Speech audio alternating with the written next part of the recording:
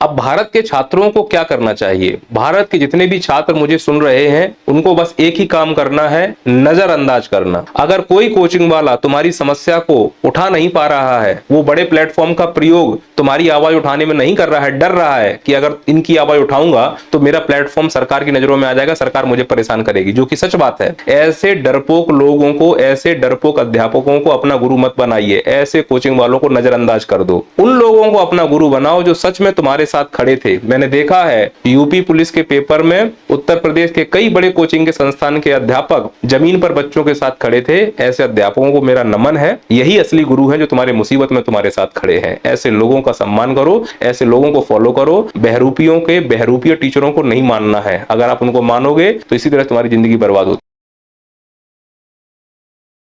इतना निचोड़ लो कि वो जिंदा रहने को ही अपना विकास समझे। किसी तानाशाह की ये लाइन भारत में पूरी तरह से लागू होती हुई दिख रही है।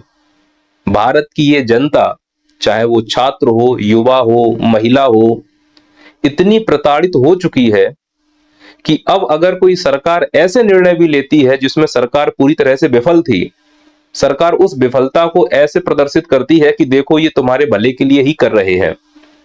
जैसे अभी उत्तर प्रदेश पर लीक हुआ, सिस्टम पूरी तरह से फेल है। जिन युवाओं ने फॉर्म भरे थे उनकी जिंदगियां दांव पर लगी हुई हैं। वो अपना समय बर्बाद कर रहे हैं इस सरकारी एग्जाम में जो पारदर्शी है ही नहीं।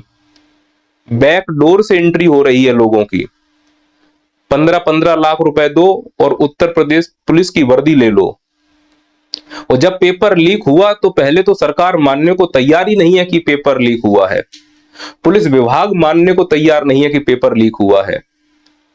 और जब पेपर लीक की खबर पूरी तरह से स्पष्ट हो गई, तब सरकार ये बोल रही है कि हम इस पेपर को दोबारा कराएंगे। कहानी को समझने का प्रयास करो। पहले पेपर लीक होगा, बिना सिस्टम के रजामंदी के ये नहीं हो सकता। कोई बाहर का व्यक्ति आकर पेपर लीक नहीं करा सकता। अब चूंकि पेपर लीक में एक पूरा सिस्टम काम करता है, अगर कोई बात बाहर निकल गई तो पूरे सिस्टम पर ब्लेम आएगा। तो जो पेपर लीक हुआ है उसको ढकने का हर संभव प्रयास यह है कि मना कर दो पेपर लीक नहीं हुआ है। और इसमें पूरी तरह से सहयोग करते हैं वो लोग जिनको इसमें फायदा होने वाला है, खासकर न्यूज चैनल वाले। वो ये बात कभी नहीं दिखाएंगे पूरी स्पष्टता के साथ कि पेपर लीक हुआ है या नहीं। आप किसी भी अखबार को उठाकर देख लीजिए, जब पेपर लीक की खबर चल रही थी तो फ्रंट पेज पर राजनेताओं के फोटो आ रहे होंगे, फ्रंट पेज पर ऐसी खबरें आ रही होंगी जिनका युवा और किसानों से कोई संबंध नहीं, और पेपर लीक की घटना को किसी कोने में दबा दिया गया होगा। और जैसे ही पेपर लीक पुष्टि हुआ, सरकार ने स्वीकार कर लिया कि पेपर लीक हुआ है, हम वापस से एग्जाम कराएंगे, तो तुम देखो अखबारों के फ्रंट पेज पर वो तुमको खबर दिख रही है। इनको केवल खबर को बनाना आता है, तुम्हारे साथ खड़ा होना नहीं आता है। भारत के युवाओं के साथ, भारत के किसानों के साथ, भारत की महिलाओं के साथ ये जो हमारे लोकतंत्र का चौथा स्तंभ है वो खड़ा है ही नहीं। तो दुख इस बात का लगता है कि पहले पेपर को लीक कराओ, फिर उस पेपर को लीक कराने की पुष्टि को स्वीकार करो, और जब स्वीकार हो जाए तो उसको तुम री एग्जाम कराने का दावा कर दो कि हम इस पेपर को पुनः कराएंगे। और राजनेता कहते हैं कि भारत के युवा, खासकर उत्तर प्रदेश के युवा नशे में हैं, काशी के युवा नशेड़ी हैं, ऐसे हमारे राजनेता कहते घूम रहे हैं सभी पार्टियों के। वो सही कह रहे हैं कि भारत का युवा सच में नशे में है, खासकर उत्तर प्रदेश का। वो से समझ में नहीं आ रहा है कि हमारे साथ क्या अच्छा हो रहा है, क्या बुरा हो रहा है। उत्तर प्रदेश पुलिस का पेपर लीक हुआ है, तो पेपर लीक को जब पुनः एग्जाम कराने की बात की गई तो यहां पर युवा डांस कर रहे हैं, खुशी मना रहे हैं कि फिर से पेपर होगा, फिर से पेपर होगा। ये गंभीर चिंता का विषय है कि जिस देश में जब टैक्स लगता है, जीएसटी आया था, तो उस जीएसटी को त्योहार के रूप में प्रदर्शित किया गया और सब उसमें खुशी खुशी नाच रहे हैं। समझिए जीएसटी एक टैक्स है जो हमारी जेब से पैसा लेगा और उसका त्योहार मनाया जा रहा है। यूपी पुलिस का पेपर लीक हुआ, उसके लिए आप लोगों ने आंदोलन किया, लाठियां खाई, हो हल्ला किया, सरकार को लगा कि हम घिर रहे हैं, तब सरकार ने तुम्हारी बात मानी। और जब सरकार ने तुम्हारी बात मानी, तुम इतनी पीड़ा से गुजरे हो, तो तुमको लग रहा है कि यह मेरी जीत है, यानी पेपर फिर से होगा। जबकि प्रश्न यह उठना चाहिए था कि यह पेपर लीक क्यों हुआ है। और ऐसा नहीं है कि उत्तर प्रदेश में पहली बार पेपर लीक हुआ है, इससे पहले भी लीक होते रहे हैं। पर प्रश्न उठे किससे, किससे प्रश्न पूछे? सीधी सी बात है, चुनाव में जो हमारे पैर पकड़ने आते हैं, हमारे जनप्रतिनिधि, विधायक हो, पार्षद हो, सांसद हो, कोई भी हो, क्या फर्क पड़ता है? चुनाव के समय सब हमारे पैर छूते हुए दिखेंगे तुमको, कितना भी बड़ा व्यक्ति हो। और जब तुम्हारे साथ कोई घटना होती है, पेपर लीक हुआ हो या किसानों की बात भारत के किसान यूनियन के नहीं मान रहे हो या महिलाओं के साथ कुछ दुर्व्यवहार हुआ हो, एसटी एससी के साथ दुर्व्यवहार हुआ हो, तो ज्यादा ऊंची आवाज नहीं उठानी है, धरने नहीं करने हैं, सड़क पर जाम नहीं लगाना है, केवल उस जनप्रतिनिधि के घर में चले जाओ जहां वो विधायक, पार्षद, सांसद रह रहा हो। चुनाव के समय वो तुम्हारे पैर पकड़ रहा है, तुम उसकी कॉलर पकड़ो कि तुमको इसलिए चुना है कि तुम मेरी आवाज उठाओ। हम सड़क पर धरना करने के लिए नहीं बैठे हैं, तुम हमारे सेवक हो, हमने तुमको वोट दिया इसलिए क्योंकि हमें तकलीफ ना हो। पर उल्टा सिस्टम चल रहा है कि जिनको हमने चुना है वो अय्यासी कर रहे हैं, कभी जिले के अंदर रहते ही नहीं है। हमें दो दो काम करना पड़ता है कि हम उन अय्यासों को चुन रहे हैं और वो अय्यासी काट रहे हैं और वही हमारे लिए कानून बना रहे हैं और हमारी बातें भी नहीं सुन रहे हैं और पेपर लीक होने की घटनाओं को रोक भी नहीं पा रहे हैं। तो भी मैं कहता हूं कि भारत में जनसंख्या बढ़ रही है, उसमें जो मंद बुद्धियों की संख्या बढ़ रही है उनको मैं चुलगौजा कहता हूं। चुलगौजा जो गधों को अपना पूर्वज मानते हैं, उनको समझ में नहीं आ रहा कि हमारे साथ क्या गलत क्या सही हो रहा है। उत्तर प्रदेश का पेपर पुलिस का द्वारा से होना ये हमारी समस्या का समाधान नहीं है, क्योंकि उत्तर प्रदेश का इतिहास उठाकर देख लो, पेपर लीक की घटनाएं कभी नहीं रुकी हैं और कानून बनाने से भी नहीं रुकेंगी। और जिस व्यक्ति को अभी पकड़ा गया है वो उसका एक छोटा सा हिस्सा है।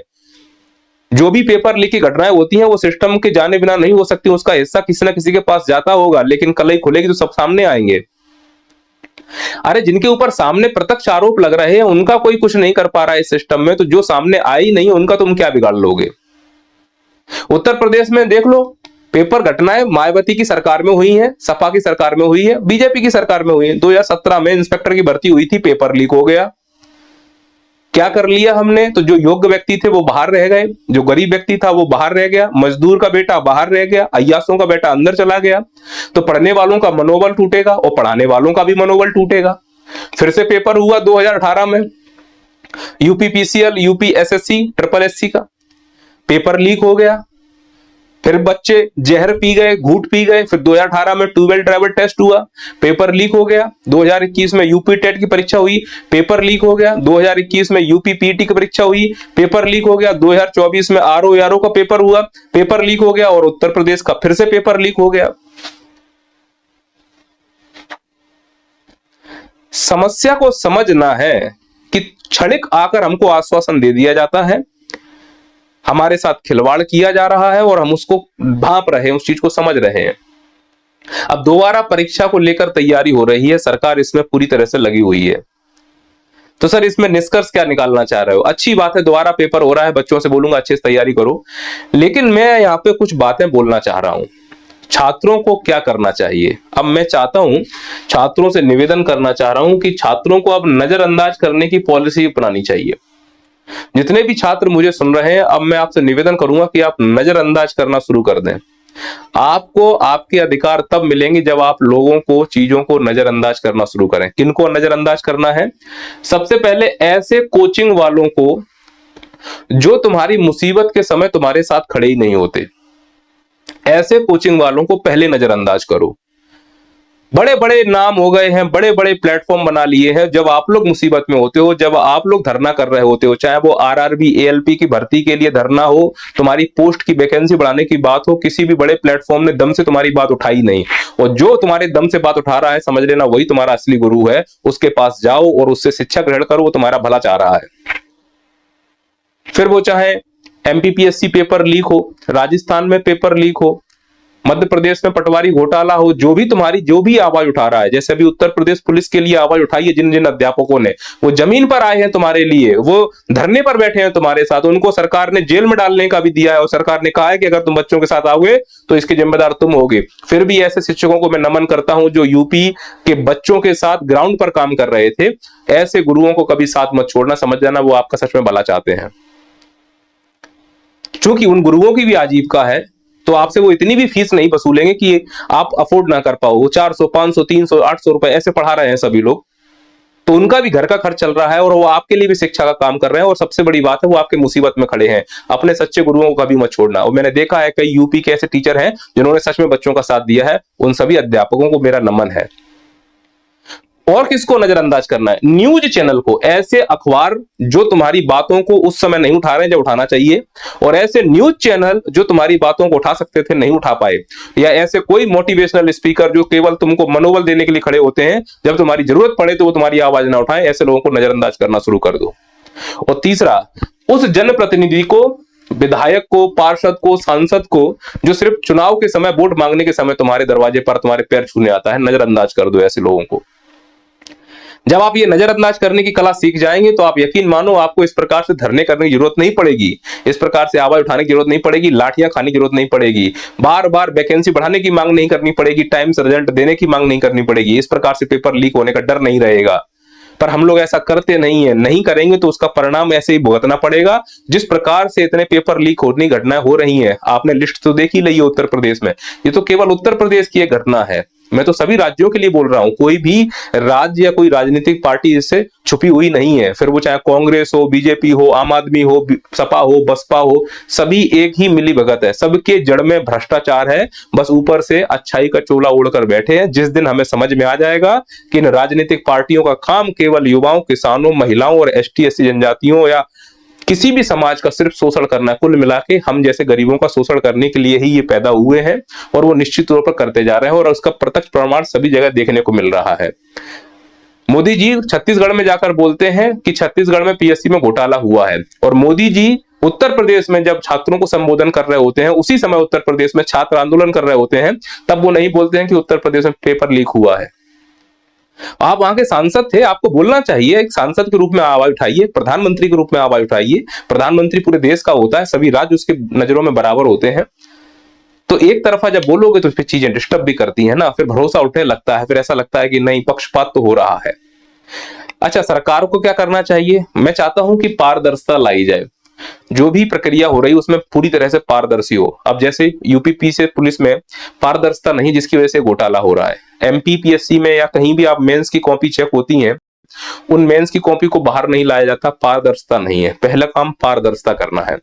दूसरा है रोजगार भत्ता दीजिए। अब एग्जाम जो भी 6 महीने 8 महीने के बाद होगा वो तब होता रहे, उससे क्या फर्क पड़ता है, लेकिन जो बच्चे एक बार एग्जाम दे चुके हैं, अब उनको अगर वो घर पे बैठना चाहे, कोचिंग करना चाहे, सरकार को उनका खर्चा वहन करना चाहिए। अब किसी प्रकार का एक्स्ट्रा पैसा उनका नहीं लगना चाहिए, क्योंकि आप समय की भरपाई नहीं कर सकते, कम से कम आर्थिक भरपाई कीजिए। अगर आप नहीं करते हैं तो आपकी मंशा है कि आप जानबूझ के इस प्रकार के पेपर लीक करवा रहे हैं, जिससे एक ही सरकार में बार बार पेपर लीक की घटनाएं होती रहे और वही पेपर बार बार चलता रहे। वो एक प्रक्रिया पूरी नहीं होगी तो लगेगा कि सरकार उन नौकरी की प्रक्रियाओं में फंसे हुए हैं। और लास्ट है, रोजगार के अन्य विकल्प विकसित किए जाएं। अगर आप नहीं करेंगे तो ये जो संख्या है निरंतर सरकारी नौकरी की मांग करने वाली, वो बढ़ती रहेगी। ये मेरे सजेशन थे सरकार के लिए, कोई अगर गलती हुई है तो मैं क्षमा मांगता हूं।